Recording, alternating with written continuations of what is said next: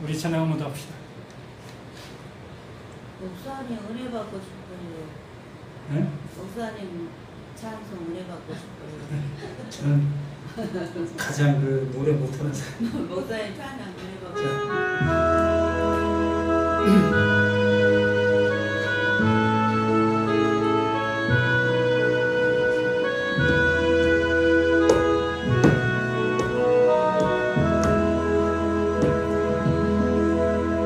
흙으로 사람을 지으사 그 코에 생기를 불어넣으신 주 하나님, 우리 위해 아들을 세상에 보내신 사랑에 주 하나님을 사랑해. 하나님 형상 따라 지음받은 몸이니 이 몸을 주께 바치리. 항상 내 생활 중에 주를 부인하지 않으며 나의 주를 섬기리라. 나는 하나님 형상 따라 지음받은 몸이니 이 몸을 주께 바치리. 항상 내 생활 중에 주를 부인하지 않으며 나의 주를 섬기리라. 나는 하나님 형상 따라 지음받은 몸이니 이 몸을 주께 바치리. 항상 내 생활 중에 주를 부인하지 않으며 나의 주를 섬기리라.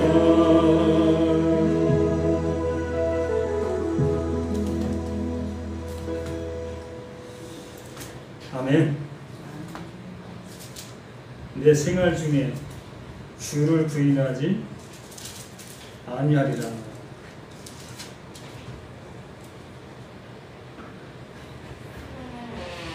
마태복음 5장 5절.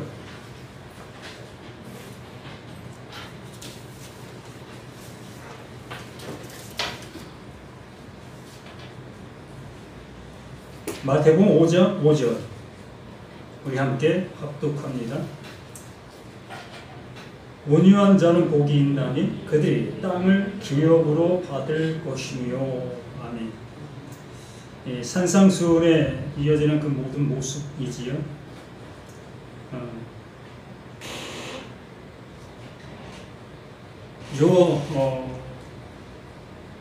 예수님께서 요셉의 아들로 태어났죠? 그것까지 헷갈리려고 그러는데, 이렇게 이 사람의 아들로 태어났어요. 우리가 똑같은 그러한 모습으로 태어났습니다. 또한 마리아의 한 아들로 이렇게 태어났습니다. 그러한 모습 속에서 부모 밑에서 이렇게 내가 자녀를 양육하듯이 그 예수 또한 그 부모 밑에서 양육되어지는 그러한 모습으로 성장하게 됩니다. 누가 똑같은 그러한 모습으로 이렇게 성장하신 그 예수, 그 성장하는 과정 속에서도 뭐 성경은 많이 드러나지 않았지만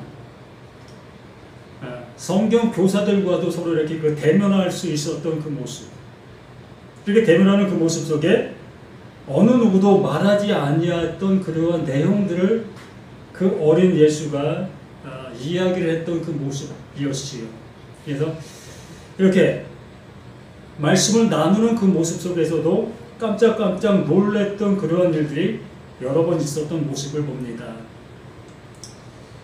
또한 마리아 그 자신 또한 예수가 잉태되었을 때에 하나님께로부터 음성을 들었던 그 모습 속에 들었던 그것을 깊이 간직한 모습으로 이 예수를 향해 바라보고 있었던 거지요. 그러한 모습 속에 이제 비로소 이 예수가 하나님의 부름으로 하나님의 일을 이제 시작하는 그 모습 속에 처음으로 이렇게 입을 열어 말하고 있는 내용이 산상수훈. 그 산 위에서 뛰어난 말을 가르친다라는 겁니다. 산상수훈이라는 그 의미가. 산 위에서 뛰어난 말, 곧 하나님의 말을 가르친다라는 거예요. 뭐 특별한 것은 아니었지요. 일상적인 그러한 모습 속에서 행했던 그 일례적인 그 모습이었습니다. 그러나 그 예수님이 하나님의 부름을 받아 하나님의 마음이 그 안에 주어진 그 모습 속에서 비로소 하나님의 말씀을 가르치고 있는 것이지요. 이렇게 그 예수가 이 말씀을 가르치고 있지만은 그 제자들은 하나님의 가르침의 말씀으로 못 알아듣고 있었습니다. 어느 누구도 이것을 하나님의 가르침의 말씀으로 알아듣지를 못하고 있었지요. 아니, 하나님의 가르침의 말씀으로는 알아들었습니다. 그러나 그 말하고 있는 말씀의 내용은 몰랐다는 겁니다. 그냥 들려지는 대로 온유한 자는 복이 있나니 그들이 땅을 기업으로 받을 것이며 이렇게 그냥 알아들은 거예요. 이것 이상의 모습으로 알아듣지 않냐고 그냥 들리고 있는 내가 온유하면 내가 땅을 기업으로 받는다. 이렇게 상식적인 그 모습 속에 머물러 있게 된 거지요. 그러한 모습 속에 이스라엘 그 나라 자신들의 모습을 회상하게 되어집니다. 어떤 걸 회상합니까? 우리가 가나안 땅을 그 하나님께로부터 얻었지. 바로 이것을 그들이 기억하는 거예요. 자신들이 이렇게 온유한 모습으로 나아갔더니 하나님께서 가나안 땅을 자신들에게 주었다는 그것, 이 말씀을 그렇게 알아듣는 겁니다. 또 예수님은 그것을 연상하는 그 모습으로 이 말씀을 하셨던 거고, 그러기에 이 말씀 안에 정말 담겨 있었던 그 내용들은 어느 누구도 모르는 거예요. 못 알아듣는 거지. 자신들은 그 생활이 그러한 모습 속에서 그러한 생활을 하고 있었기 때문에 당연지상 이걸 얘기하는 거구나. 그러므로 우리 후대도 이렇게 말씀을 잘 따라가면 이런 은혜를 받겠지라는 그 모습, 이러한 모습으로 이 말씀을 듣고 있었던 그 모습이었던 겁니다.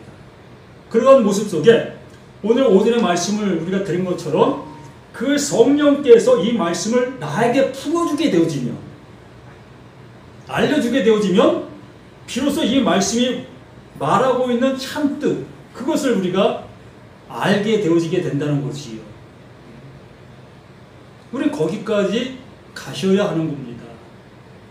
마음이 온유한 자, 정말 마음이 온유하다는 그 표현의 모습을 우리가 나의 일상생활 속에서 나를 기준 삼아 생각해 볼 수 있을 것이라는 거지요. 그럼 내가 온유한 모습이 어떤 건가? 정말 온유하다는 것은 내가 내 자녀를 향해서 좋은 마음을 품고 좋은 마음으로 다가가고 좋은 마음으로 대하는 것, 이걸 온유하다라고 나 스스로가 생각할 수 있는 것이요.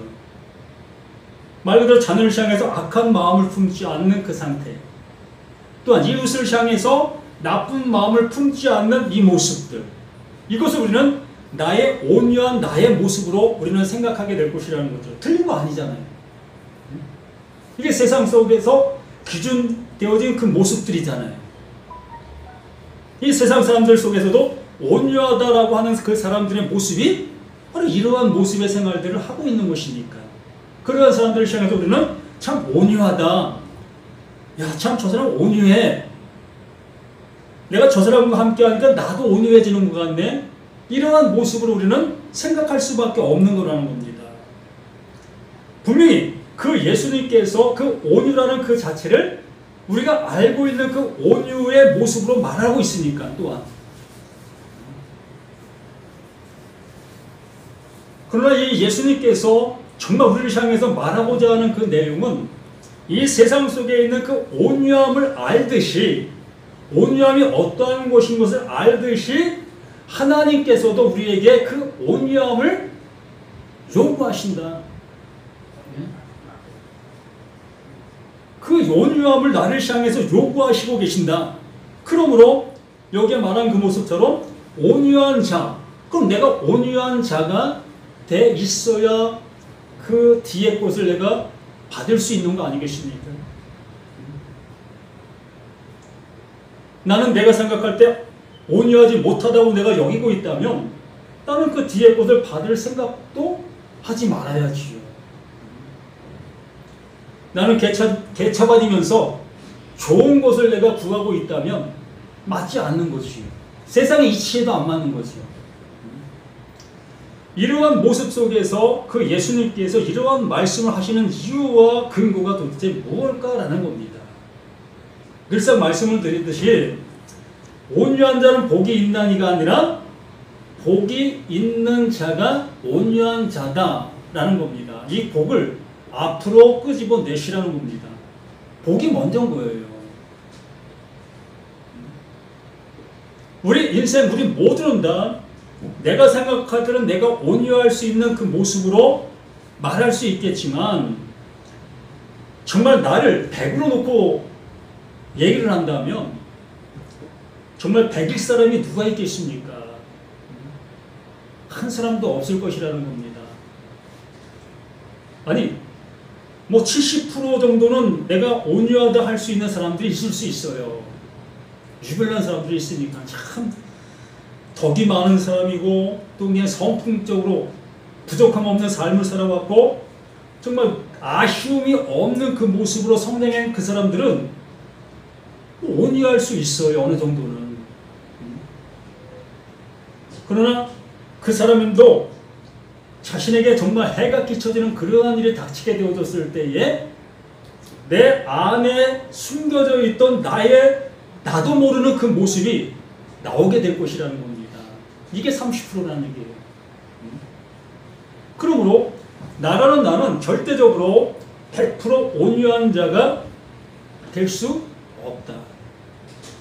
그렇기 때문에 온유한 자가 복이 있나니가 아니라 복이 있는 자가 온유한 자다라고 말하는 거예요.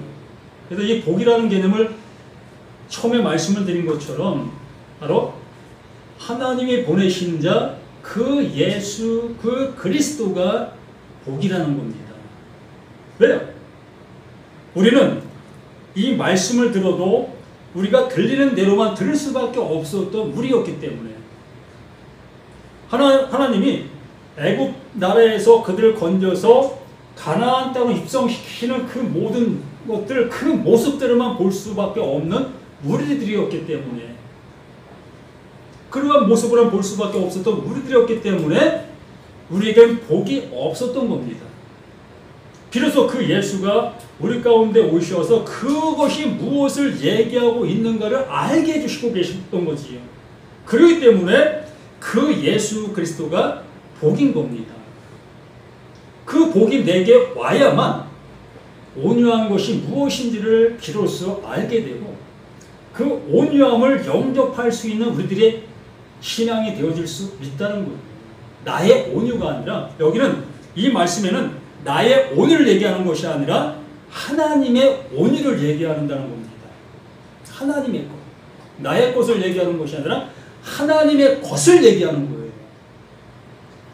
그래서 믿음도 나의 것이 아니라고 말씀드렸던 것처럼 하나님께서 믿음을 나에게 주셔야 하나님이 원하시는 그 믿음으로 나아갈 수 있다는 것. 그러므로 이 온유 또한 나의 온유가 아니라 하나님의 온유를 내게 주셔야만 내가 온유할 수 있다라는 겁니다.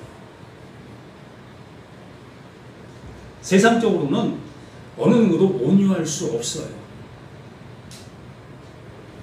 내 뺨을 때리면 나도 뺨 때린 그를 때리고 싶은 게 내 마음인 겁니다. 율법적으로 오른쪽 뺨을 때리면 왼쪽 뺨을 갖다 대는 사람이 있어요. 율법적으로. 하나님이 그렇게 하시라고 하니까. 정말 우리는 어떠한 그 모습 속에 나는 할 수 없는 모습이지만 그 말씀을 의지하여 난 그렇게 합니다라고 하는 사람들이 있다는 겁니다. 이걸 뭐라고 얘기하는지 아세요? 이게 가식이다라고 얘기를 하는 겁니다. 이걸 외식이다라고 얘기하는 거예요. 정말 나는 전혀 그렇게 할 수 없는데 말씀이 그렇게 하라고 하니까 난 그렇게 합니다. 정말 이것이 악한 자라는 거예요. 할 수 없는데 이 말씀으로 인해 내가 한다. 이 모습이 우리는 좋은 거라고 생각하지만 이 성경 앞에서는 하나님 앞에서는 정말 하나님을 못 믿는 사람인 겁니다. 하나님의 의도하신 거, 하나님이 주시려고 하시는 그것을 나는 뿌리치는 거예요. 내가 하겠다는 겁니다. 하나님 쉬십시오. 내가 할게. 이 정도 내가 할 수 있어요. 이걸 나의 의다라고 얘기를 하는 겁니다. 그러므로 복이 내게 주어지게 되어졌을 때에 비로소 그 하나님 주시는 그 온유한 자가 되어 하나님이 주시려고 하시는 하나님의 땅을 선물 받게 되는 겁니다. 이스라엘 백성들이 뭐 능력이 많아서 잘나서 하나님을 잘 믿어서 그들이 가나안 땅을 들어갈 수가 있었습니까? 아니잖아요. 하나님께서 한 나라를 택해서 하나님이 하시고자 하시는 그 일들을 그 나라를 통해서 보여주신 거잖아요. 그냥 그들은 쓰임받은 한 족속인 겁니다. 쓰임받은 그 족속이 나 잘났다고 내가 잘났기 때문에 그 나라 들어갔어. 이건 완전히 교만 중에 교만이지요. 하나님이 그 나라를 들어서 하나님이 하시고자 하시는 거, 하나님이 하나님 되심을 나타내